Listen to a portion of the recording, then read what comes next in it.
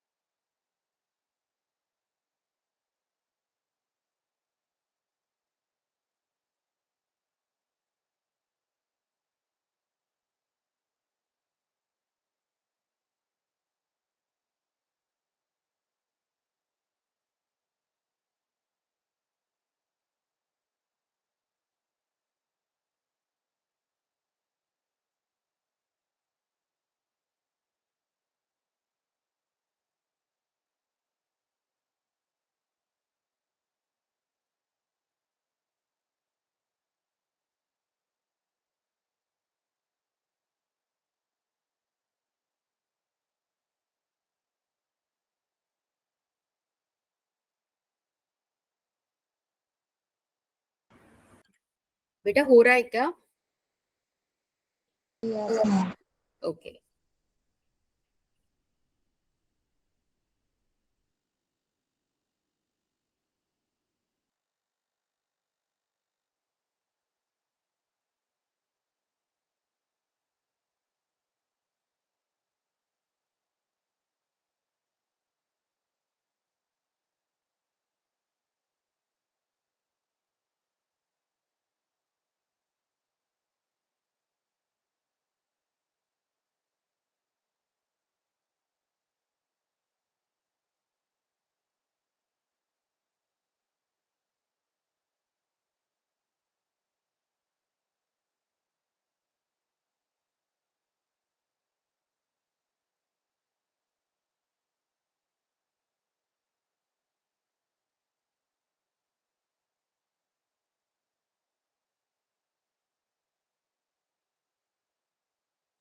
बेटा जैसे जैसे हो जाए वैसे वैसे ना चैट बॉक्स में ड्रॉप कर देना प्लीज।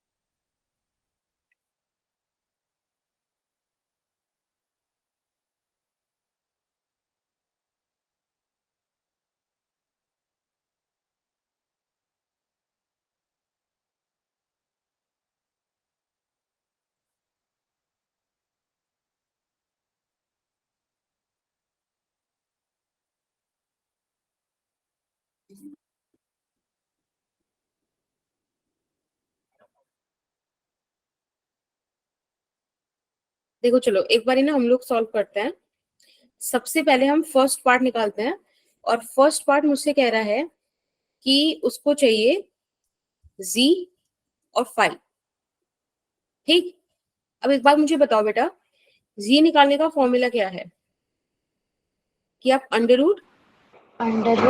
आर स्क्वायर हाँ चलो ऐसे ले लो, R square plus plus XL XL difference minus XC रख देते हैं। ठीक है, जो भी बड़ा हो छोटा हो वैसे आ जाएगा, डिफरेंस रख दिया। तो आप यहाँ पे देखो, एक्सएल आपको 20 ओम दिया है, एक्सी 10 ओम दिया है, यानी कि एक्सएल बड़ा है। Yes ma'am. ठीक है, यहाँ पे हम वैल्यूज रख देते हैं, एक मिनट, ये हो जाएगा। आर कितना दे रखा है बेटा? 10। 10 तो 10 का square 100 plus XL minus XC देखोगे आप तो 20 माइनस 10 10 बचेगा, और 10 का स्क्वायर अगेन 100, यानी कि बाहर आ जाएगा 10 root 2 ohm. Is that okay? Yes ma'am. ठीक है, अब हमें निकालना है फाई, यानी कि 10 फाई कैलकुलेट कर लेते हैं। बेटा 10 फाई कैसे होता है? XL difference XC divided by R. ठीक है, यहाँ पे कितना है? 10/10, यानी कि 1 फाई कितना आ गया? 45 डिग्री, राइट? तो आप ध्यान से देखो, हमने फर्स्ट पार्ट पूरा कर लिया, फाइव भी निकाल लिया और जी भी निकाल लिया। ठीक, ठीक है, let's move towards the second part. Second part हमसे कह रहा है कि हमको आई नॉट और आई आर एम एस चाहिए। ठीक है, I not I R M S, ये चीजें हमें निकालनी है। बताओ बेटा क्या करें? I not is equal to V not under root 2। Okay that's good, I not आ जाएगा वी नॉट बाय जी। अब वी नॉट कैसे निकाले? तो कोई दिक्कत नहीं, हमें जो ये ईएमएफ ई करके दे रखा है, basically this is what, v is equals to V naught sine omega T. तो आप देखो, वी नॉट की जगह क्या है? 20 रूट 2। 20 under root. बिल्कुल, 20 रूट 2 डिवाइडेड बाय जी आपने निकाला था 10 रूट 2, यहाँ पे रख दो बेटा, 2 एम्पियर इज द आंसर। तो एक क्वेश्चन तो सॉल्व हुआ। अब आईआरएमएस, तो आईआरएमएस निकालना कौन सी बड़ी बात है? IRMS is equals to I not by root 2, है ना? Yes ma'am. Yes ma'am. ठीक है, दैट्स गुड, यानी कि हमारे पास दो चीजें तो डील हो गई। Under root. देखते हैं VRMS for resistance for inductor and capacitor, ये निकालना है। अब आप समझ गए वी नॉट। देखो एक बात समझो, लेट्स से थर्ड पॉइंट है, ये हमसे पूछ रहा है कि वी आर एम एस बता दो रेसिस्टेंस के लिए, इंडक्टर के लिए और कैपेसिटर के लिए, राइट? Yes ma'am. ठीक है, अब एक बात मुझे बताओ बेटा, रेसिस्टेंस के लिए अगर मुझे वी आर एम एस निकालना है तो मैं basically V naught R by root 2 कर दूं ना, इसके लिए निकालना है तो वी नॉट, राइट? यही सब चीजें होंगी। Yes ma'am. Yes ma'am. ठीक है, अब वी नॉट आर ये सब कैसे निकालें? कोई बहुत बड़ी बात है क्या? बताओ कैसे निकालोगे V naught R? V naught R ma'am, V naught हमें दे रखा है और आर हमने निकाला था। नहीं, वी नॉट जो हमें दे रखा है बेटा, वो हमें पूरे का दे रखा है, एलसीआर सर्किट का। बट अगर मैं सिर्फ रेसिस्टेंस की बात करूं तब तो I not equal to I not by V equal to R. इसको हम ऐसे, हाँ, आई नॉट इंटू आर लिख सकते हैं ना, बस यही पॉइंट था, खत्म। देखो क्वेश्चन पूरा, आप वी नॉट आर को लिख सकते हो ना आई नॉट इंटू आर, क्योंकि हम रेसिस्टेंस की बात कर रहे हैं। इसको आप लिख सकते हो ना I not into X L, इसको आप लिख सकते हो बेटा I not into X C अपन आर नहीं, सॉरी यहाँ रूट 2 आएगा। देखा आपने, बस इतना वो लगाना था, बस हमको दिमाग, यहाँ पे काम खत्म हमारा। अब बस आई नॉट का वैल्यू तो आपने निकाल ही लिया था 2, आर का वैल्यू कितना दे रखा था बेटा? मैम 10। 10 बाय रूट टू, यानी कि यहाँ आ गया 10 रूट टू क्या है, VRMS वोल्ट। ठीक बेटा, अब आप Yes. इसका कर लो।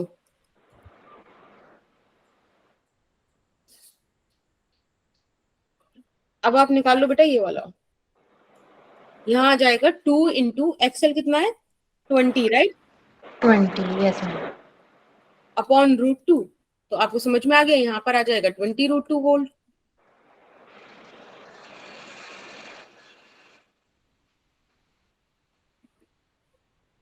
हमने ना इसके काफी ज्यादा क्वेश्चंस कर लिए हैं। अब ना एक बार आप ट्राई करना खुद से, उस बुक से करने के, ठीक है, MTG वाली जो PDF शेयर हुई थी ग्रुप पे मैंने गई थी, वहां से करने की कोशिश करना। अब देखना आपको लाइक समझ में आ जाएंगी चीजें, इजी लगेंगी। बस देखो हमारे आंसर्स आ गए सारे। और कोई दिक्कत? हो गया ये वाला, राइट? Yes, ma'am. ठीक है। Yes ma'am. अब बेटा हम केस थर्ड की बात करते हैं। याद हो तो कल हमने उन दो केसेस की बात कर ली थी जहां एक्सेल या तो XC से बड़ा था या XC से छोटा था, है ना? Yes ma'am. Yes ma'am. ठीक है, आज हमारा डिस्कशन रहेगा इससे आगे वाला। आज हम रेजोनेंस की कंडीशंस पढ़ेंगे, रेडियो ट्यूनिंग पढ़ेंगे, और हम देखेंगे quality factor which is important thing, and then we will go to the transformer, और बस हम खत्म कर देंगे। ठीक है, थ्योरी है अब इससे आगे, तो आप लोग कॉपी वगैरह साइड रख के बस शांति से सुनो, समझो, और कुछ कुछ चीजें जो मैंने यहाँ पे मतलब मार्क कर दूं ना इंपॉर्टेंट, वो बाद में मैं जस्ट क्लास के बाद नोट्स अपलोड कर देती हूँ शीट पर, वहां से आप देख लेना। ठीक है, नोट्स देख रहे हो ना? यस मैम, देख रहे हैं। ठीक है, चलो। जब मैंने आपको बताया था कि एक्सएल बराबर हो जाएगा XC के, V0L यानी V0C के बराबर हो जाएगा, तब हमें रेजोनेंस मिलेगा। आज हम देखेंगे कि रेजोनेंस में और क्या क्या चीजें होती हैं। मतलब ये चीज तो मुझे समझ में आ गई कि इस कंडीशन पर मुझे रेजोनेंस मिलेगा, लेकिन जब मुझे रेजोनेंस मिल गया उसके साथ और क्या क्या होगा वो देखते हैं। ठीक है, तो ये वाला तो आई गेस ये वाला डायग्राम आपको समझ में आ गया होगा, ये वाला, राइट ना? ये वाले दोनों पार्ट कैंसिल हो जाएंगे और सिर्फ V0R बच जाएगा करंट की डायरेक्शन में, राइट? Yes ma'am. ठीक है, जब रेजोनेंस होता है बेटा तब R का वैल्यू भी मिनिमम होता है, सबसे कम होता है। ठीक, R देखो कभी 0 नहीं होगा। ये कुछ कुछ बातें जो ऐसे ही आप याद रख लो फैक्ट की तरह, तो ज्यादा सही रहेगा कि R कभी 0 नहीं होगा। मैक्सिमम करंट, अब ये तो चीज मुझे ऐसी लग रही है कि आपको बताने की जरूरत ही नहीं है, आप लोग खुद एक्सपर्ट हो गए हो कि I0 कैसे बिहेव करने वाला है। ऐसे निकालते हैं हम, है ना? I0 कितनी बार निकाल लिया। अब देखो यहाँ पे जो Z है वो I0 के इनवर्सली प्रोपोर्शनल आ रहा है। मैंने आपको बताया कि Z होगा सबसे मिनिमम, तो यानी कि करंट सबसे ज्यादा मैक्सिमम कब? रेजोनेंस पे। तो आप ध्यान रखोगे रेजोनेंस पे रेसिस्टेंस मिनिमम होता है, करंट मैक्सिमम होता है। Is that okay? Yes ma'am. Yes ma'am. ठीक है, और रेजोनेंस पे LCR सर्किट प्रॉपरली बिल्कुल प्योर रेसिस्टिव सर्किट बन जाता है। ठीक, उसका रीजन वैसे तो आपको फेजर डायग्राम से दिख गया। दूसरा आप देख लो कि एक्सएल और XC में, एक मिनट, हाँ यहाँ पे एक्सएल XC इन दोनों का डिफरेंस ही 0, तो फाई का वैल्यू 0 आ गया, और ये सिर्फ और सिर्फ प्योर रेसिस्टेंस के केस में ही होता था। ठीक है, नो फेज डिफरेंस। अब आप ध्यान रखना, आपको ना पता है कैसे क्वेश्चन आ सकता है कि वो ऐसे बोल देगा कि mark the correct statements as per the resonance condition. अब वो रेजोनेंस की कंडीशन ऊपर लिख देगा और आपको ऑप्शन 1 देगा कि R मैक्सिमम, बाकी सारी चीजें सही दे देगा। पर आपको ध्यान होना चाहिए कि नहीं, R मैक्सिमम नहीं होगा। फिर आपको सेकंड ऑप्शन में कुछ और चीजें चेंज कर देगा कि फेज डिफरेंस 90 डिग्री का है या 5 का है। तब भी आपको समझना है कि हमको वो वाले ऑप्शन सेलेक्ट करने हैं जहां पे सारी बातें सही है कि R minimum, current maximum, no phase difference. Is that okay? Yes ma'am. ठीक है, यस मैम। अब देखो उन्होंने यहाँ से एक काम करा, एक्सएल और XC इन दोनों को रखा बराबर। एक्सएल को आप ओमेगा नॉट L और XC को ओमेगा नॉट C। ये जो ओमेगा नॉट ओमेगा हम लिख रहे हैं ना, ये बेसिकली हम बस ये दिखाना चाह रहे हैं कि ये रेजोनेंस वाली फ्रीक्वेंसीज है। ठीक है, अब देखो ध्यान से, यहाँ से आपको ओमेगा नॉट का वैल्यू मिल जाएगा। ओमेगा नॉट को आप 2 पाई न्यू नॉट लिख सकते हो, यहाँ से न्यू नॉट का वैल्यू निकाल लो और ये आ गई आपकी रेजोनेंट फ्रीक्वेंसी। ठीक, इंपॉर्टेंट है ये, ध्यान रखना, मतलब दिमाग में रखने वाली चीज। अब कुछ ग्राफ्स देख लेते हैं एक्सएल, एक्सी और न्यू के बीच। कभी आप ये वाले मतलब ये वाले ग्राफ्स देखना, क्या पता दिमाग में रह जाए, आपको याद आ जाए। देखो एक्सी किस तरह से वेरी कर रहा है न्यू के साथ, इनवर्सली ना। Yes ma'am, inversely. Yes ma'am. वैसे हमने लिख दिया, ठीक, ये लिख दिया। अब दूसरी चीज, ये जो एक्सएल है ये डायरेक्टली प्रोपोर्शनल आ रहा है, तो देखो डायरेक्टली प्रोपोर्शनल सीधी लाइन चली गई। जिस पॉइंट पे ये दोनों इंटरसेक्ट हुए बेटा, that point is new not, यानी कि रेजोनेंस हुआ वहां पर। क्योंकि देखो यही तो वो पॉइंट है ना जहां पे एक्सएल बराबर एक्सी के होगा, राइट। तो यहाँ पे आपको मिलेगा yes ma'am. Resonance frequency.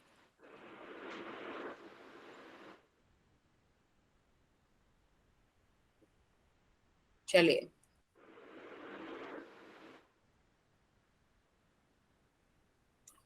Z is equals to this thing। ये वाला चीज में सबसे सिंपल ये चीज समझना कि जितनी फ्रीक्वेंसी स्मॉल उतना रेसिस्टेंस ज्यादा, और इस चीज को देखो एक ग्राफ बता रहा है, राइट। अब देखो जैसे ही Z मिनिमम होगा, आप समझ गए आपको क्या मिलने वाला है, रेजोनेंस, राइट। बताया था ना मैंने, minimum impedance is the condition for resonance. Yes ma'am. ठीक है, अब एक ग्राफ देखो आई नॉट वर्सेस न्यू का। आपको पता है आई नॉट क्या होगा, मैक्सिमम होगा जब रेजोनेंस मिलेगा। बस यही बातें हैं और यही सारी चीजें ग्राफ बता रहे हैं। I not is maximum at resonance. देखो आप दिख रहे, आपको दिख रहा है ना पीक कहाँ मिला, रेजोनेंट फ्रीक्वेंसी पे। उसके आजू बाजू जो है वैल्यूज कम होती जाएंगी, लेकिन मैक्सिमम कहाँ मिलेगी हमको, रेजोनेंट। देखो पी एवरेज वर्सेस न्यू अगर मैं बनवाऊं तो आपको पता है पी एवरेज का formula VRMS IRMS cos phi होता है, जिसमें कॉस फाई पावर फैक्टर होता है। लास्ट लेक्चर डिस्कस किया था, राइट। अभी हमने Yes. डिस्कस किया कि रेजोनेंस पे फाई होता है 0, तो बेटा कॉस 0 का वैल्यू कितना हो गया, 1, है ना। और ये कॉस की मैक्सिमम वैल्यू है, यानी कि एवरेज पावर भी मैक्सिमम होती है जब रेजोनेंट फ्रीक्वेंसी आती है। समझ रहे हो, सारी चीजें कनेक्टेड हैं एक दूसरे से। ये देखो average power is maximum when nu naught obtained. Nu naught is resonant frequency.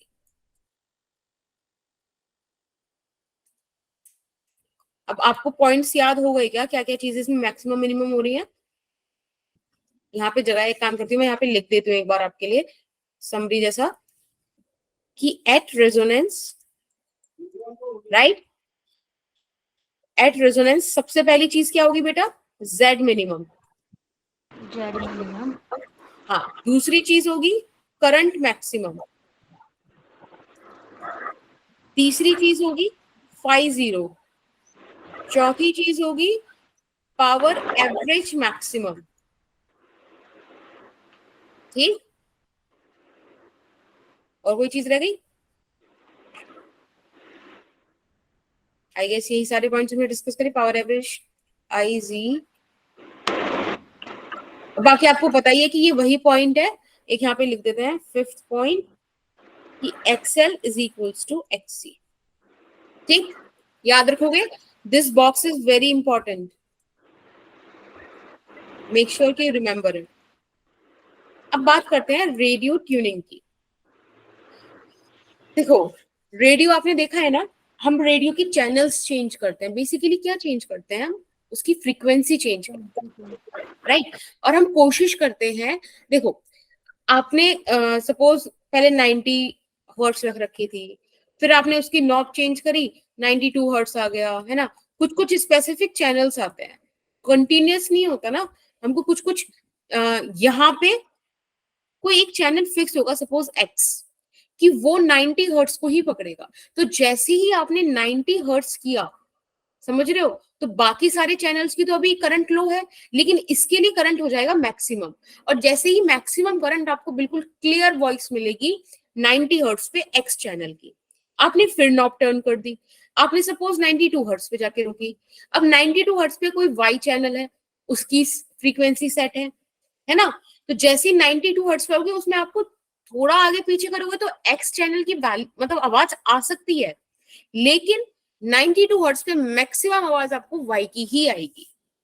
ठीक है, ऐसे ही कुछ कुछ अपने फेमस होने, जैसे रेड मिर्ची एफएम हो गया, है ना, मुझे और बाकी याद नहीं, बिग एफएम समझ लो, रेड एफएम, पता नहीं कौन कौन से आते हैं। इन सब का अपना अपना एक फ्रीक्वेंसी सेट है, फ्रीक्वेंसी फिक्स्ड है। तो जब भी आप उस फ्रीक्वेंसी पे जाके अपनी नॉब को रोकोगे ना, तो सिर्फ वही चैनल का आवाज आपको आएगा। आजू बाजू में तो बाकी चैनल्स हो सकते हैं ऐसे आपको आवाज आती होगी कि मतलब सिग्नल ब्रेक हो रहा है या आवाज क्लियर नहीं आ रही, 2-3 मिक्स आ रही है, तो वो समझे कि क्यों आती है वो। मैम पीछे वाली मतलब उसकी भी आवाज आती है। एग्जैक्टली तो अब जब पर्टिकुलर चीजों पर आओगे तब आपको आवाजें मिलेगी, मतलब सुनने बिल्कुल क्लियर मिलेगा। आपने अगर वो शेरशाह मूवी देखी होगी, तो उसमें एक जगह पे ऐसा सीन है ना, जब वो लोग क्लाइंब कर रहे थे माउंटेन पे, कि इधर से वो इंडियंस जो थे, मतलब जो हमारे सोल्जर्स थे, वो अपने बेस कैंप में कांटेक्ट करना चाह रहे थे। ठीक है, और बाकी वहां पे जो पाकिस्तानी सोल्जर्स थे, उन लोगों ने क्या करा था, फ्रीक्वेंसी वो ऊपर नीचे कर रहे थे, और गलती से वही फ्रीक्वेंसी मिल गई जो इंडियंस जिस पे बात कर रहे थे। तो उन्हें आवाज सुनाई दे रही थी ना कि देयर इज समवन, शेरशाह जो ऊपर आ रहा था, है ना, वो सब चीजें पता चली थी। देखा है कभी सीन वाला? नहीं देखा, मूवी नहीं देखी, तो सॉरी मैंने गलत एग्जांपल दे दिया फिर। बट ऐसा ही, मतलब ये एक रियल लाइफ का सीन है कि वाकई उनको पता चल गया था कि एक टुकड़ी आ रही है लड़ने के लिए। ठीक है, तो वो ऐसे ही था, क्योंकि हमने फ्रीक्वेंसी उधर शिफ्ट कर दी। अब हम इतना बात क्यों कर रहे हैं रेडियो का, रेडियो सिग्नल्स का? क्योंकि बेटा जो रेडियो है ना, that is also a LCR circuit. This is radio. ठीक, देखो LCR, ये होता है रेडियो। तो जब आप नॉब घुमाते हो ना, तो बेसिकली आप क्या कर रहे होते हो, आप C और L का वैल्यू चेंज कर रहे होते हो। अभी अभी आपने देखा कि जो रेजोनेंस फ्रीक्वेंसी है, दैट इज 1/2π√LC, है ना। तो जब आप L और C का वैल्यू चेंज कर रहे हो, तो बेसिकली क्या हो रहा है बेटा, कि आप रेजोनेंट फ्रीक्वेंसी चेंज कर रहे हो। ठीक, अब कुछ ऐसा एक बेल कर्व बना हुआ है, इसमें देखो ये जो मैक्सिमम चीज है, this is corresponding to a resonance frequency. लेकिन अब देखो मैक्सिमम जो चैनल्स हैं वो एक इस रेंज में आ रहे होंगे, है ना। मैक्सिमम कितने ज्यादा रेंज आ रही है, यहाँ तो कोई एक ही आ रहा है, बट इतने में काफी सारी चीजें आ रही हैं, काफी सारे मतलब करंट आ रहा है, सब कुछ आ रहा है। तो ये जो पोर्शन है ना, बेसिकली ये डिनोट कर रहा है बेटा RMS वैल्यू को, वो एवरेज सी वैल्यू। ठीक है, तो बाकी इसमें और कोई सीन नहीं है। आपको जिसमें मेन चीज ध्यान रखनी है, ये ω1 और ω2। ये जो ω1 ω2 है ना, बेसिकली क्या शो कर रहे हैं, ये शो कर रहे हैं बेटा बैंड विड्थ को। ω2 माइनस ω1, ये जो चीज है ना, इट इज बैंड विड्थ। ठीक, अब देखते हैं आगे। अब आपके सिलेबस में ना ये फॉर्मूला नहीं है कि ये चीज आई कहां से। अब ये चीज ऐसी है कि you need to remember it. ठीक है, तो मैं लिख देती हूँ लर्न इट, ये आपको लर्न करना है। This is called as bandwidth, ये ध्यान रखना बस। ठीक है,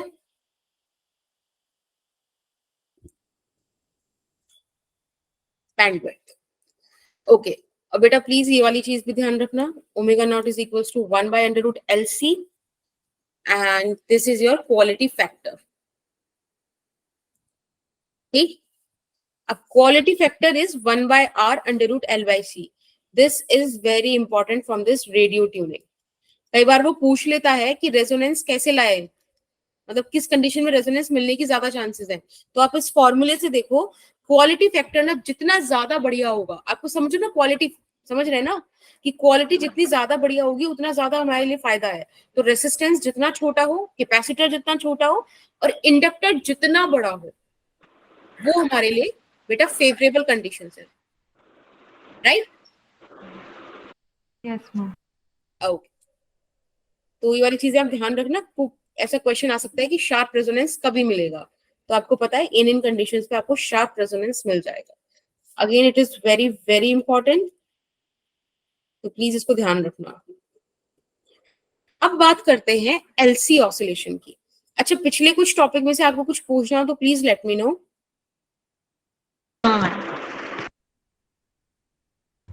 ओके देन, एक सेकेंड। अब एलसी ऑसिलेशन में थोड़ा सा we need to draw few things. देखो, ऐसा तो कभी खैर हो ही नहीं सकता कि आप एलसी चीज पालो, मतलब आर हटा दो, क्योंकि आपको पता है एल क्या है, inductor. Inductor is made of a coil, coil has some, मतलब coil is made up of what, wires, right. Binding है वो वायर ही तो है, तो वायर का रेसिस्टेंस तो होगा ही। तो प्रैक्टिकली आपको प्योर एलसी ऑसिलेशंस मिल जाए, पॉसिबल ही नहीं है। तो it's a kind of ideal concept है, ठीक है। तो एक बार देखते हैं है क्या सिचुएशन। देखो, खाली अगर कैपेसिटर रखा है और इन पे मैं कह दूं कि भाई ये फुल चार्ज्ड है ना, तो सोचो एकदम से बहुत तेज करंट जाएगा ना।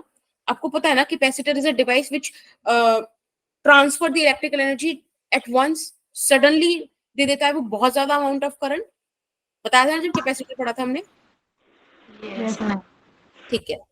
तो कैपेसिटर ऐसे तो बहुत ज्यादा एनर्जी दे देगा एकदम से ही, वो भी इंफिनिटी ऐसा कुछ करंट दे देगा, और अचानक से ही अगले पल जीरो, क्योंकि चार्ज ही नहीं है उस पे। तो भाई कंटिन्यू क्यों हो पाता है, क्योंकि हम सेल या बैटरी लगाते हैं। तो इसीलिए क्या जरूरी है, इसीलिए हम खाली प्योर कैपेसिटिव सर्किट बहुत ज्यादा सेंस करता नहीं, इसलिए हमें यहाँ पे इंडक्टर लगाना होता है। आपको पता है इंडक्टर के अंदर वो वाली प्रॉपर्टी है लेंज लॉ वाली ना, कि जो इसका इंडक्टर, मतलब जो इसमें करंट बढ़ाएगा ये उस चीज को करेगा कम। पोज। हाँ, तो अगर कोई डाइंग करंट है, यानी कि जो करंट खत्म हो रहा है विद द टाइम, तो ये करेगा उसको सपोर्ट, कि भाई नहीं तुम ऐसे मर नहीं सकते, तुम बढ़ो आगे, ठीक है। यस और मैम। जो करंट ग्रोइंग है, यानी कि जो बढ़ रहा है, उसको ये करेगा अपोज। डिक्रीज। हाँ बिल्कुल, डिक्रीज। तो ये इंडक्टर की कहानी है, इसलिए इंडक्टर लगाना बड़ा जरूरी होता है। तो स्टार्टिंग में सिचुएशन क्या है कि ये हमारे पास फुल चार्ज है, ठीक, हमने इंडक्टर लगाया। अब है क्या बेटा, जब ये फुल चार्ज है तो करंट कहां से कहां फ्लो करेगा, करंट फ्लो करेगा पॉजिटिव प्लेट से नेगेटिव प्लेट की तरफ, right. Yes ma'am. Yes ma'am. अब ये करंट कैसा है, देखो फ्लो हो रहा है धीरे धीरे, अब इनके बीच पोटेंशियल डिफरेंस है, तो ये करंट कैसा है, ग्रोइंग करंट है। हाँ तो मैं लिख देती हूँ यहाँ पे ग्रोइंग करंट। अब आपको पता है ग्रोइंग करंट के साथ क्या करेगा इंडक्टर, पोज करेगा, मतलब अपोज करेगा, यानी कि इस डायरेक्शन में अपोज करने के लिए इधर ही तो बनाना पड़ेगा इसे इंड्यूस्ड करंट, तभी तो अपोज कर पाएगा। तो ऐसा एक करंट फॉर्म हो जाएगा, ठीक। Let's make second step. अब देखो होगा क्या कि ऐसी चार्ज कम होते होते कैपेसिटर पे कोई चार्ज नहीं बचा एक पॉइंट पे, है ना, सारा करंट में लड़ते लड़ते चला गया। तो एक सिचुएशन ऐसी आएगी बेटा कि ये हो गया जीरो, ये भी जीरो। अब इंडक्टर क्या है हमारा, पूरा बढ़ गया, है ना, समझ रहे हो ना क्या हो रहा है। Yes ma'am. ये जो यहाँ पे देखो ऐसा हुआ, ये चीज, ये जो करंट था, अब जब जैसे यहाँ पे चार्ज खत्म होने लगा, अब ये हो गया डाइंग करंट, है ना, समझ रहे हो ना। अब डाइंग करंट के साथ इंड्यूस की क्या कहानी है कि नहीं हम तुम्हें मरने नहीं देंगे, लो उधर लग जाते हैं हम, सेम डायरेक्शन में इंड्यूस करंट होगा। फिर ये ग्रोइंग हो गया, समझ रहे हो, फिर यहाँ पे चार्ज मतलब एक्यूमुलेट होने लगेगा। एक, रुक जाओ, एक सिचुएशन और बनाते हैं। अब कुछ टाइम में क्या होगा, पूरा चार्ज हो जाएगा। हाँ ये चार्ज होने लगेगा धीरे धीरे धीरे धीरे।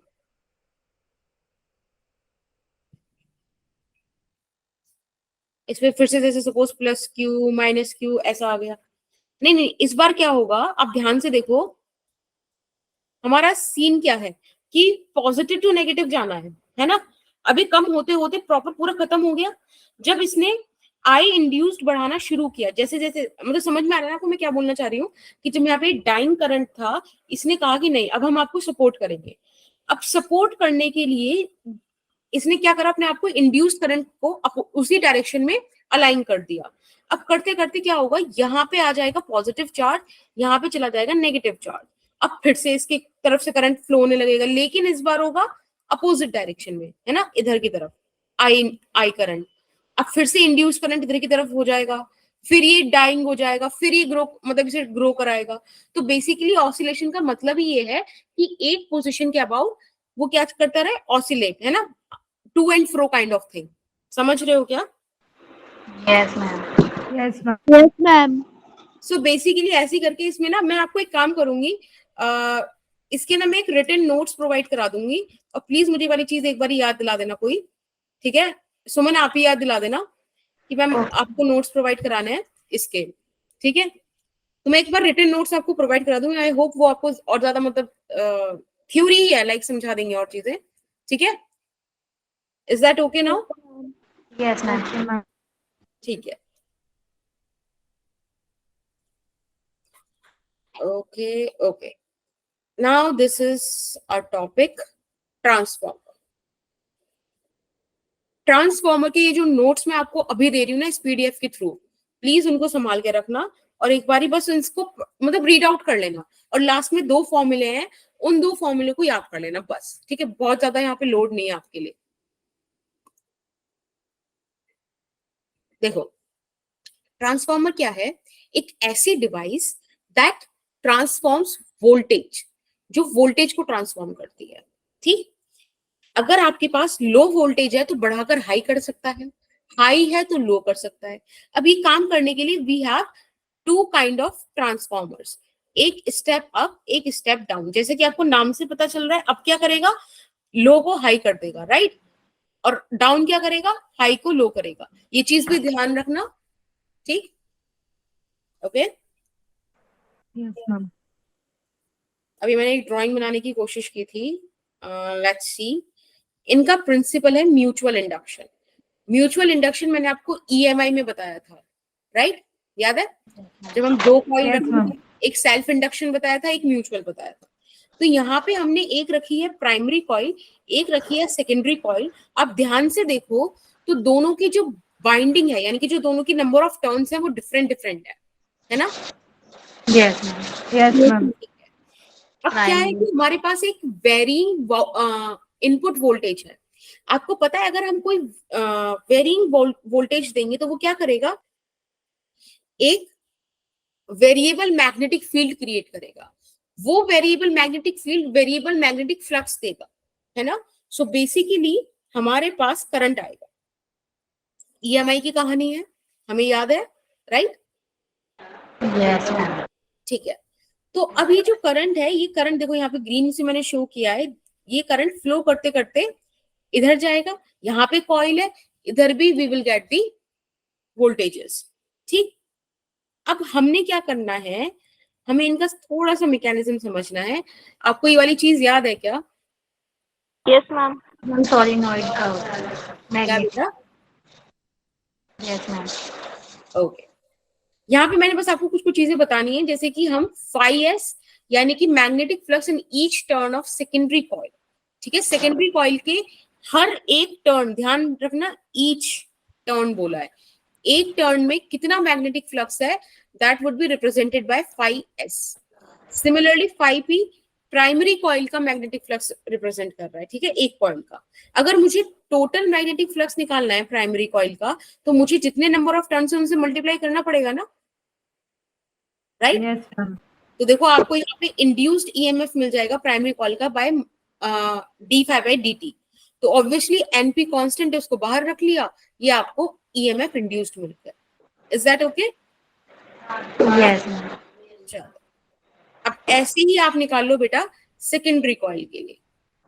देखो सेकेंडरी कॉइल के लिए आपको मिल गया NS फाई-एस, और देखो यहाँ पे आपको ईएमएफ इंड्यूस्ड मिल गया। कोई दिक्कत तो नहीं यहाँ तक? No ma'am. Ma'am. ठीक।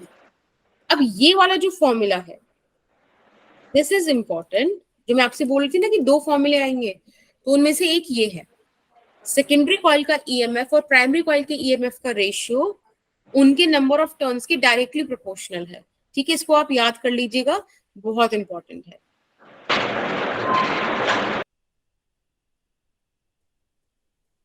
नाउ अब आपको, चलो हाँ देखो ये चीज बताओ, अगर मुझे स्टेप अप ट्रांसफार्मर बनाना है, यानी कि क्या करना है, मुझे लो वोल्टेज को हाई वोल्टेज में कन्वर्ट करना है, तो आपका जो प्राइमरी का वोल्टेज होगा वो होगा कम, लेकिन सेकेंडरी पे आपको ज्यादा चाहिए, तो आप क्या करो, सेकेंडरी के टर्न्स बढ़ा दो, क्योंकि आपको पता है देखो number of turns directly proportional है ना ईएमएफ के, तो अगर आप नंबर ऑफ टर्न्स बढ़ा दोगे सेकेंडरी कॉइल का तो ईएमएफ भी बढ़ जाएगा, right? Yes Yes, ma'am. ma'am. तो देखो इसीलिए स्टेप अप ट्रांसफार्मर के लिए आपको ये सिचुएशन दी हुई है कि भाई तुमको स्टेप अप ट्रांसफार्मर के लिए हमेशा number of turns on secondary coil, उसकी आर्म पे ज्यादा टर्न होंगे, ठीक है? तो वैसे तो मुझे लगता नहीं कि ऐसा कुछ क्वेश्चन आएगा, बट अगर ऐसा आ जाए कि कौन सा इनमें से स्टेप अप स्टेप डाउन वाला है, तो आप नंबर ऑफ टर्न्स और बाइंडिंग देखकर भी पता लगा सकते हो, ठीक है? अगर प्राइमरी आर्म पे ज्यादा टर्न्स है तो मतलब वो स्टेप डाउन है, ठीक? और अगर कम है तो स्टेप अप है। Is that okay? ओके,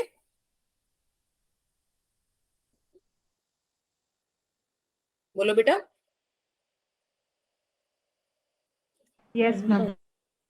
अच्छा ठीक है, आई थॉट कि समझ नहीं आया।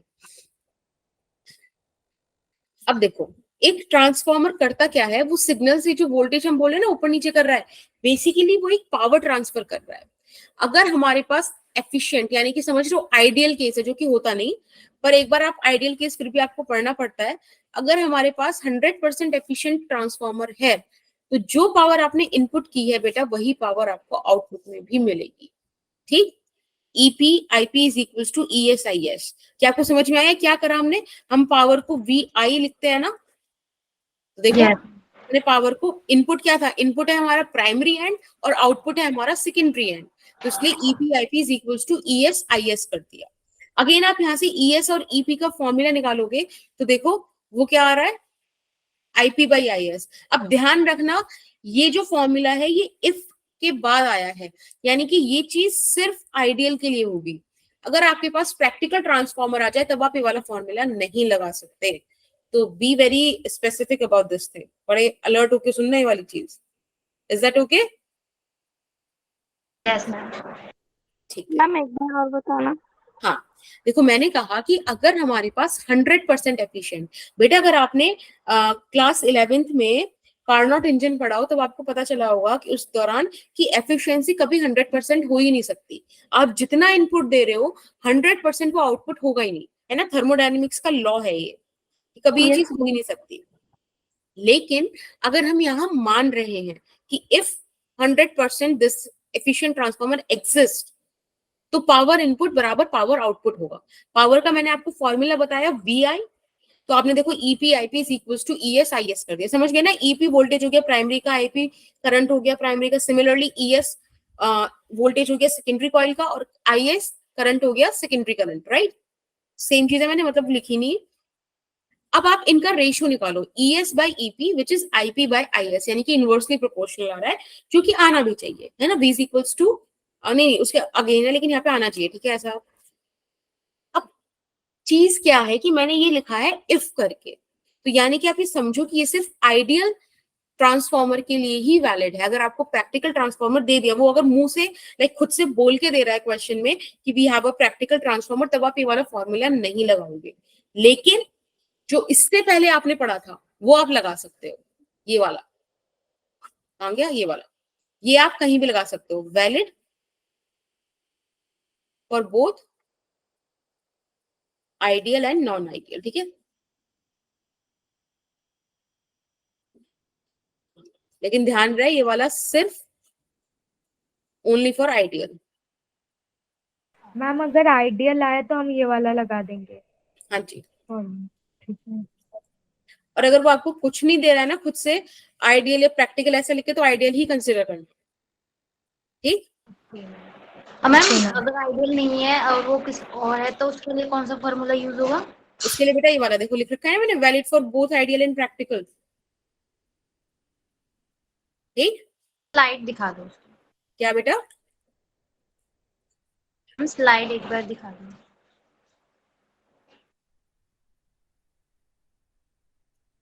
हो गया। ओके, चलो अब हम आगे चलते हैं। अब हम आइडियल ट्रांसफॉर्मर की बात करें तो देखो, दोनों फॉर्मूलेस हमने जब कंबाइन करे तो हमको एक ये चीज मिल गई। ठीक, पहला आपको क्या था कि जो नंबर ऑफ टर्न्स और ईएमएफ है वो डायरेक्टली प्रोपोर्शनल है, और ईएमएफ और करंट इनवर्सली प्रोपोर्शनल है। यही तो आ रहा था। Yes ma'am. देखो ये चीज सही है ना, लेकिन ध्यान रखना अगेन। आइडियल ट्रांसफॉर्मर की।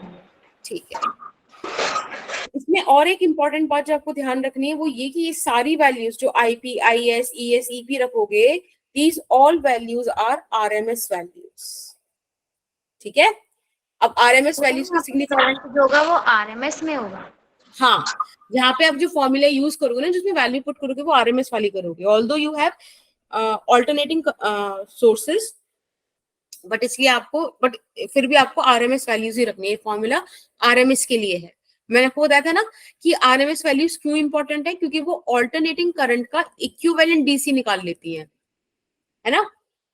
Yes ma'am. ठीक है, तो बस ये ध्यान रखना।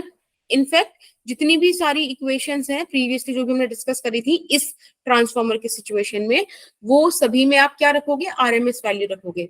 ये भी एक इंपॉर्टेंट पॉइंट है, जरा ध्यान से देख के चलना इसको। अब अगर प्रैक्टिकल ट्रांसफॉर्मर है तो मैंने आपको बताया था कभी भी ये ना, पता है आपको, ध्यान से देखना, सेकंड लॉ ऑफ थर्मोडायनेमिक्स बोलता है कि कभी भी आप जितना वर्क कराते हो, मतलब जितना वर्क लेते हो फ्यूल से, जरूरी नहीं कि वो सारा का सारा हमारी जो गाड़ी है उसको आगे ही बढ़ा दे, कुछ नेगेटिव वर्क में भी चला जाता है। याद है ना वाली चीज, अगर पढ़ी हो तो? Yes ma'am. राइट, किसी को डाउट ना हो तो मुझे बता देना, अभी आई डिस्कस दैट। तो बेसिकली प्रैक्टिकल ट्रांसफॉर्मर में इनपुट पावर होती है ज्यादा और आउटपुट उतना आ नहीं पाता जितना आपने इनपुट दिया होता है, तो ये सिचुएशन रहती है। अगर आपको एफिशिएंसी निकालने के लिए जाए तो आपको पता है आप ऐसे निकाल सकते हो, तो बड़ी बेसिक सी बात है। क्या बेटा, कोई कुछ पूछ रहा है क्या? ओके, ठीक है, तो एफिशिएंसी का फॉर्मूला देखो ये रहा। आउटपुट पावर कितनी है, सेकेंडरी कॉइल वाला जो है VI वो रख दो, प्राइमरी कॉइल का यहाँ रख दो, इंटू 100। ठीक है, एफिशिएंसी 100% से कम होगी, वही प्रैक्टिकल ट्रांसफॉर्मर है। ओके, अगर बराबर हो जाए तो आइडियल है ही। वही सारी बातें मैंने एक बार यहाँ पे फिर से लिख दी। I hope it is okay with you, बोलो। Yes ma'am. ठीक, अब हमारा लास्ट इसका पॉइंट रह जाता है कि ट्रांसफॉर्मर्स में एनर्जी के लॉसेस होते हैं, जैसे कि फ्लक्स लीकेज। जो आपने कॉइल्स हैं, अब आप देखो, आप ऐसा बोल रहे हो कि अगर आपको स्टेप अप ट्रांसफॉर्मर चाहिए तो आप क्या करो, आप सेकेंडरी वाली आर्म पे ज्यादा टर्न्स बढ़ा दो, है ना, वाइंडिंग्स बढ़ा दो। बेटा जितना ज्यादा वायर यूज करोगे उतना ज्यादा रेजिस्टेंस इंक्रीज होगा। ठीक है, तो उनमें भी तो मतलब हमारा एनर्जी वेस्ट होगा ना। तो ये वाली चीज आ गई। एक आ गई हिस्टेरिसिस लॉस। तो अगर आप, जो मैंने आपके लिए एक चैप्टर छोड़ा था, चैप्टर 5, याद हो तो, याद है, आपने भी पढ़ा होगा तो हिस्टेरिसिस लॉस आपको समझ में आता होगा। वहां पे प्रॉपर एक बड़ी सी साइकिल हम पढ़ते हैं, ऐसे करके वो पूरा लीफ सा बनता है, पहले आगे जाता है फिर पीछे आता है, ऐसे करके ना, समथिंग लाइक दिस। तो हिस्टेरिसिस लॉस समझ में आता है? मैम हीट लॉस होता है ना इसमें? नहीं नहीं, उसमें हिस्टेरिसिस लॉस होता है डायरेक्शन की वजह से। हम okay ma'am. Alternating current use कर रहे हैं ना, जो लगातार अपनी डायरेक्शन चेंज कर रहा है, तो यानी कि मैग्नीट्यूड, जो मैग्नेटिक फील्ड है वो भी अपनी डायरेक्शन चेंज कर रहा है।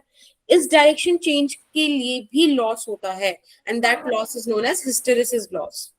ठीक है, अब एक फोर्थ टाइप का लॉस आता है बेटा, which is called what, eddy current loss. अब ये एडी करंट लॉस क्या है? देखो, एडी करंट लॉस एक सिंपल सी बात ये है कि जब आप ऑल्टरनेटिंग करंट लगाते हो किसी जगह पे, तो लगातार वहां पे करंट चेंज हो रहा है, मैग्नेटिक फील्ड चेंज हो रहा है, यानी कि फ्लक्स, मैग्नेटिक फ्लक्स लगातार चेंज हो रहा है, इंड्यूस्ड ईएमएफ आता है। अगर हमारे पास क्लोज लूप है तो अपने पास इंड्यूस्ड करंट भी आएगा। ठीक है, तो इंड्यूस्ड करंट का जो कहानी है वो हमें ये बताती है कि ये दो तरह से लॉस करता है। एक तो करेगा बेटा वाइंडिंग्स की वजह से, है ना, और दूसरा लॉस करता है ये जो आपने सॉफ्ट आयरन कोर यूज करी। अगर आप ध्यान से देखो, एक मिनट एक मिनट एक मिनट, ये वाला पेज दिख रहा है? Yes ma'am. तो ये देख रहे हो जो व्हाइट Yes, ma'am. फ्रेम बन रहा है, दिस थिंग, ये वाली चीज, ये एक मटेरियल है। देखो मैंने यहाँ लिखा हुआ है सॉफ्ट आयरन कोर, लिखा हुआ है ना। यस Yes, हम ma'am. क्या किस पे कर रहे हैं? एक सॉफ्ट आयरन कोर पे कर रहे हैं। ये जो बाइंड बाइंड वगैरह हो रहा है, ये कोई वायर नहीं है, ये मैग्नेटिक फील्ड बन रहा है। देखो इस पे करंट है, ये आपको करंट की सिर्फ डायरेक्शन दिखाने के लिए, ठीक है। वायर्स तो ये रहे। अब सिचुएशन क्या है कि अगर आपने मतलब डिफरेंट डिफरेंट टाइप के मटेरियल होते हैं तो डिफरेंट डिफरेंट टाइप का उसमें लॉस भी होता है। एक 3D लॉस होता है। आप थोड़ा सा समझना इस चीज को। देखो एक बार मैं बनाने की कोशिश करती हूँ, आई होप समझ में आए। जैसे कि ये मेरे पास आयरन कोर है, तो इसमें ना करंट इस तरीके से एक लूप बना लेते हैं, समझ रहे हो। एक आयरन कोर की थिकनेस होती है ना, तो वो 3D लूप बन जाती है। उस लूप की वजह से भी लॉस होता है, जिसको हम बोलते हैं एडी करंट लॉस। तो इसका सोल्यूशन ये है कि आप ये जो कोर मटेरियल्स है ना, इनके बीच में ना एक इंसुलेटिंग लिक्विड इंसर्ट कर दो, ठीक है। लैमिनेटेड कोर्स बोलते हैं उन्हें, कि आप लैमिनेटेड कोर्स लो, उनका एक मतलब 2-3 का क्लब सा बना लो, चट्टा सा टाइप बना लो, और उनको आप यूज करो, तो आपका एडी करंट लॉस जो है वो कम हो जाएगा। क्यों? क्योंकि बेटा फिर ये इंसुलेटिंग मीडियम आ गया ना बीच में। तो दो शीट है जैसे हमारे पास, एक शीट ये रही और एक इसके नीचे है, उनके बीच एडी करंट वो 3D लूप नहीं बन पाएगी करंट की, क्योंकि यहाँ इंसुलेटिंग मटेरियल है। तो जो भी करंट होगा वो 2D में होगा। Is that okay? समझ में आया? Yes, ma'am. ठीक है, तो ये हो गया एडी करंट लॉस। बस ये वाली नाम भी याद रख लेना कि ये 4 टाइप के एनर्जी के लॉसेस होते हैं ट्रांसफॉर्मर, ठीक। सो कुल मिला के यही था हमारा ऑल्टरनेटिंग करंट। आज ये लेक्चर थोड़ा सा छोटा रह जाएगा, बट ठीक है, नया चैप्टर इसके साथ शुरू करने का कोई सेंस भी नहीं बनता, ठीक। मैम हिस्टैरिसीस लॉस एक बार और बता दो। ओके बेटा, हिस्टेरिसिस लॉस बहुत ज्यादा तो देखो आपको समझ में आएगा जब आप वो मैग्नेटिज्म वाला करोगे। अगर आप बोलोगे तो मैं वाला समझा दूंगी, लाइक एक कल समझा देंगे, ठीक है। बाकी एक बार मैं आपको समझाने की कोशिश करती हूँ। यहाँ पे ऑल्टरनेटिंग करंट यूज कर रहे हैं ना, जो अपनी डायरेक्शन लगातार चेंज कर रहा है, राइट। यानी कि होता क्या है कि जो मटेरियल है वो लगातार मैग्नेटाइज्ड हो रहा है, फिर डीमैग्नेटाइज्ड हो रहा है, फिर रीमैग्नेटाइज हो रहा है। 3 चीज हो रही है। पहले मैग्नेटाइज हुआ, फिर डीमैग्नेटाइज हुआ, फिर रीमैग्नेटाइज हुआ, और इन प्रोसेस की वजह से हिस्टेरिसिस लॉस आता है, ठीक है। जितना ज्यादा एरिया बड़ा होगा हिस्टेरिसिस लूप का, उतना ज्यादा एनर्जी लॉस आएगा। इसीलिए ये बात बोली जाती है कि आप लोग सॉफ्ट आयरन कोर यूज करो जब ट्रांसफार्मर बनाओ, क्योंकि उसका जो एरिया है ना वो कम है। समझ में आया? वो जो लीफ जैसा स्ट्रक्चर बनता है ना, देखो एक बार मैं बना के दिखाती हूँ, अगर कहीं पे जगह है तो यहाँ पे बनाते हैं। देखो आप थोड़ा सा देखना मैग्नेटिज्म वाले चैप्टर का, उसमें आता है। ये ऐसे पहले बढ़ता जाएगा, फिर ये एक पॉइंट पे सेचुरेशन में आ जाएगा, फिर ये पीछे की तरफ इस तरीके से बढ़ेगा, फिर यहाँ सेचुरेशन आ जाएगा, फिर ये आगे की तरफ अलाइन होगा, और फिर ये कुछ इस तरीके का मतलब चीज बनती है। समझ रहे हो? ये ऐसे बनता है, इसको बोलते हैं हिस्टेरिसिस। तो इसका डायरेक्शन है पहले ऐसे, फिर इधर, देन दिस वन। ये पूरा एक लूप बन गया, और जितना बड़ा ये मतलब एरिया होगा दिस थिंग, उतना ज्यादा एनर्जी का लॉस होगा, ठीक है। तो मैंने आपको 3 चीज बताई, पहले मैग्नेटाइज्ड, फिर डीमैग्नेटाइज्ड, और बेटा उसके बाद होगा फिर से रीमैग्नेटाइज। अगर आपको ये चीज समझ में नहीं आई है सो डोंट वरी, बस मुझे एक बारी ना कोई चैट बॉक्स में याद दिला देना, मतलब मेरे पर्सनल इनबॉक्स में, कि मैम आप कल एक बार ये वाला और बता देना, ठीक है। मैं वाली चीज ऐड कर दूंगी, कोई इशू नहीं है। समझ में आया कि नहीं? Yes ma'am. आ गया? चलो बढ़िया, तो फिर कल ऑप्टिक्स से स्टार्ट कर ले। Ma'am Yes. इसका क्वेश्चंस मतलब खुद करने हैं या फिर जो क्वेश्चंस नहीं हुए उसका भेज दूँ मैं आई गेस मैंने आपको सारे, हाँ अगर आप क्वेश्चंस खुद से कर रहे हो और नहीं हो रहे तो वो तो मुझे भेज ही दो।